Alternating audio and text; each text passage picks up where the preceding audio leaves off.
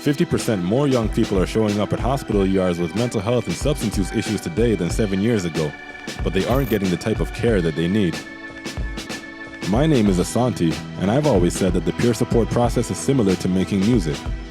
Through music and support from my friends and my family, I got to overcome depression and tragedy. My name is d-sisive, and collaborating on a song about my mental health journey with Asante in episode 1 was a key part of my recovery. Now my mission is to guide musical collaborations that will celebrate the caregivers making a difference on the front lines of mental health and addiction. Welcome to Cypher. All right, so just something like chill, like see. Yeah. We're best friends that play music together, and we had been a band since we were 13 years old. This world is so mad, so I keep it out of sight.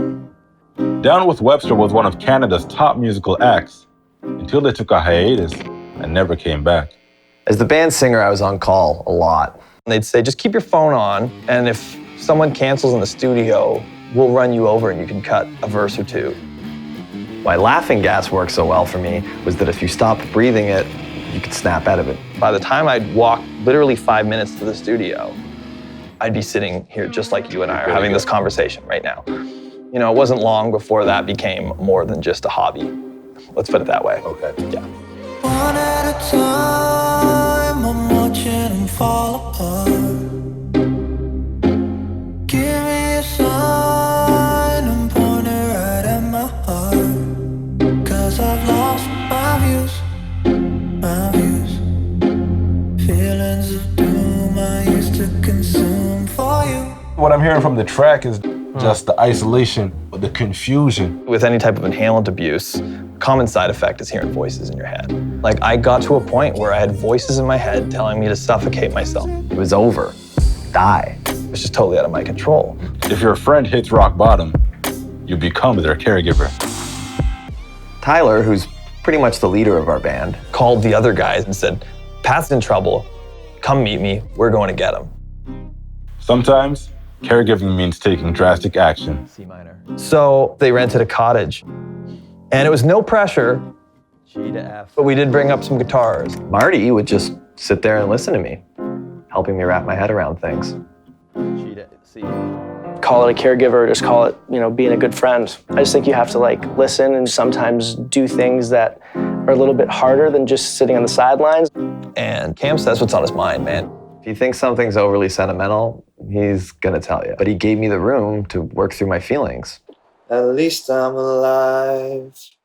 Evidence is how we survive. Swig it. It's basically saying you learn from your mistakes. Right. You learn from your pain. You learn from your suffering. We ended up writing a lot of music up there together and coming back with what we thought was a Down with Webster album. But it sounded like nothing Down with Webster ever did. From this caregiving getaway, Honors was born. Oh my God. Dude. Wow.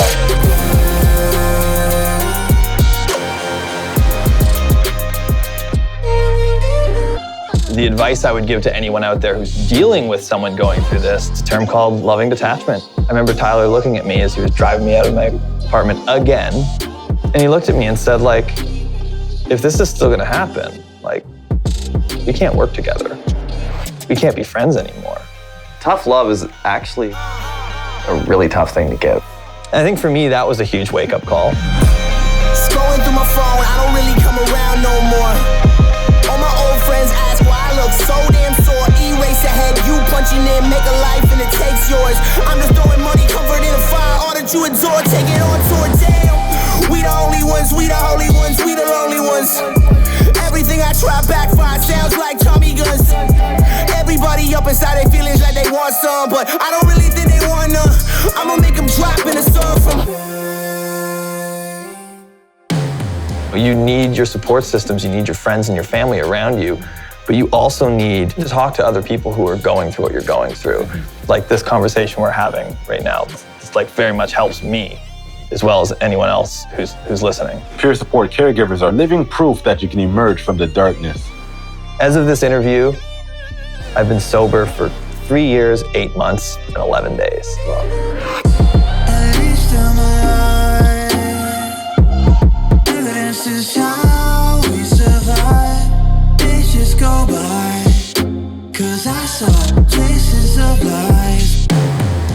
I've learned that it is possible to change your life and come out the other end and not be a radically different person. Speaking to the guys from Honors, I could sense their wariness of people who change their entire identities to achieve sobriety. You can actually be the better part of yourself and the part that people are gravitating to in the first place. But deep down, I think they were afraid of losing their friend. As a caregiver, it's tempting to want to transform your loved ones to protect them. But sometimes, the best path is going back to the basics. We're best friends that play music together. We had been a band since we were 13 years old, and I'm happy I get to be here today to make music with my friends.